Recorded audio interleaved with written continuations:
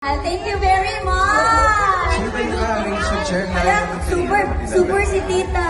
Yung pagkakasabi niya ng placard talaga with conviction. Ay, nagagalit po si Silosa po. Alam, super. Sino sa atin dalawa talaga? Ha? Wala akong kaselos-selos sa katawan. Wala. Kasi Kung wala naman pagseselosan. Wala. Pero sabi ni Mami, will you marry me, Paolo? Alam ba, parang ako nagsabi. Mami, kinasal na po ba kayo? Wala si Mami for the win. Sige, Kinasal itakap mo yan, na Mami. po ba kayo? Hindi na daw. We do po. Hindi ko alam sasabihin niyo. Condolence o ano. Congratulations. Thank you, Mami. Pumunta Mami, kayo, ha? Mami. Sige, okay lang po yan, Mami. More to come. Ay, wait lang, baby. Meron akong souvenir para sa'yo. Wala? Wala man to sa... Golden Gate Bridge, San Francisco.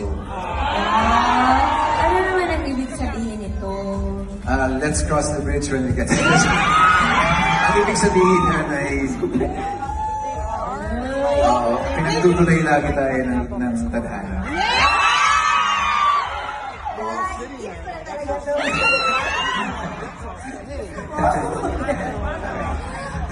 Grabe, no? Iba talaga ang Redwood City.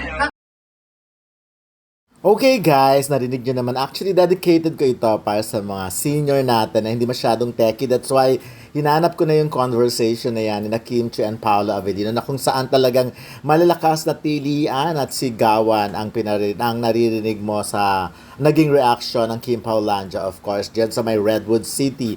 At syempre, nakita nyo naman, di ba, na sinasabi tungkol sa selos-selos. Mukhang parehas naman seloso at selosa, di ba? Pero sabi nga kung wala naman pagsaselosan, hindi naman dapat. Nakakaaliw, no? Lalo si Kim Chiu nung inulit niya pa yung will you marry me, Paolo? Oo nga naman, nung dineliver niya yun, parang siya talaga ang nagsabi, parang siya ang nag-propose kay Paolo na will you marry me, Paolo? Pwedeng excerpt yun or pwedeng kunin lang yung audio na yun. But anyways, maraming salamat sa lahat ng mga Kim Paulandia, Kim Pau organization, Kim Pao Group, Kim Pao Fandom na talagang nag-effort na hagilapin. Yung iba talaga, maganda rin naman na may mga nag-video, may mga nag-live, pero pa konti-konti lang. Again, inuulit ko na sana mas maganda yung pa konti-konti lang para naman meron pang matira dun sa mga, lalo na sa concert sa April 26 sa Anaheim, The Grove of Anaheim, at syempre sa May 1 naman sa Edmonton, Canada, yung Edmonton Expo Center, at sa May 3 sa Toronto, the Arena Pickering Casino Resort.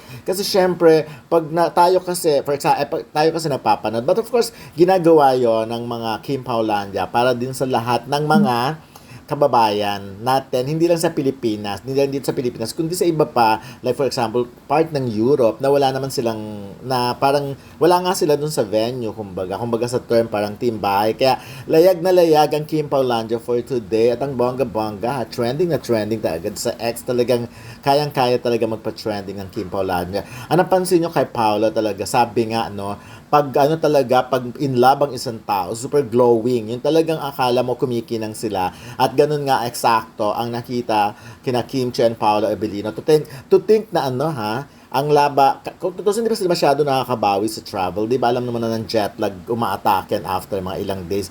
But this time, nakita nyo naman, sana nga, kaya naka-red sila doon. Sana next time, white ang suotin ni Kim Chiu. Pero kasi redwood nga yan, kaya siguro siya nag-red.